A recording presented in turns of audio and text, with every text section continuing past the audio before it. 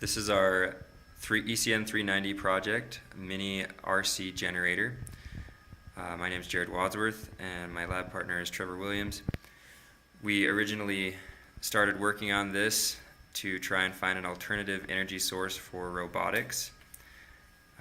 There are not a whole lot of options other than battery powered. Most robotics are powered by LiPo batteries, and solar, wind, those sort of things don't really provide the energy density that you need for robotics applications. So we decided to try using a small Nitro engine coupled with a brushless DC motor to explore the possibilities of running this instead of a rechargeable battery to power things like hexacopters, quadcopters, maybe a small UAV.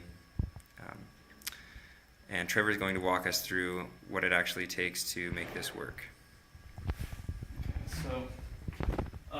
So this is the RC engine that we got online.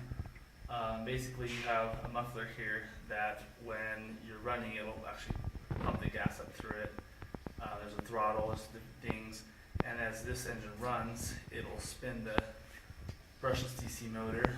Even though it's a brushless DC motor, it actually has an AC output current. And so this is just a small rectifying system, just a set of diodes to rectify the signal. Ideally, you would have this work in tandem with actually with the battery still. The idea is that you, even though you have a battery, you can either work with the battery, if this is the backup generator, or the battery is the backup to this, one charging the other, or the motor kicking on when the battery dies out.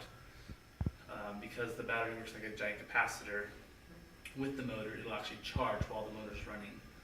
And so it would actually extend the life of, you have a small battery for 1 minute, extend the life that you could, or the time that you could run your device with whatever is being, looking at an application with such as a hexacopter, you'd be able to run your hexacopter longer because rather than charging a LiPo battery, which might take 6 to 8 hours, you would just land it, fill in the fuel tank. Your fuel tank is only limited by how much weight you can carry. This is just a small one that we have for testing purposes. And so you would be able to get a larger fuel tank, run it as long as you need to, depending on what weight you were limited to, and then kick it back in the air and keep running. So our hope with this, with further development, some things that we would like to add to kind of implement the ideas that Trevor was talking about. They sell small electric starts that could be placed in place of this pull start component here, so that you could actually use a microcontroller to start the engine remotely. Also, the glow plug, which has to be heated every time before the engine is started, could be controlled by that microcontroller as well.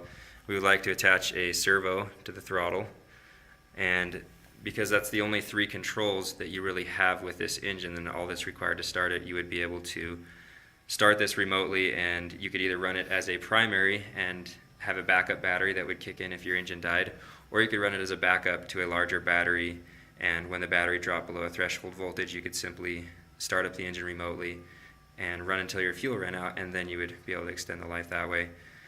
An application for this is having to run a robotic device continuously. You would have to have 5 or 6 LiPo batteries and have all but one of them charging at a time to be able to do that over the course of 6 or 8 hours.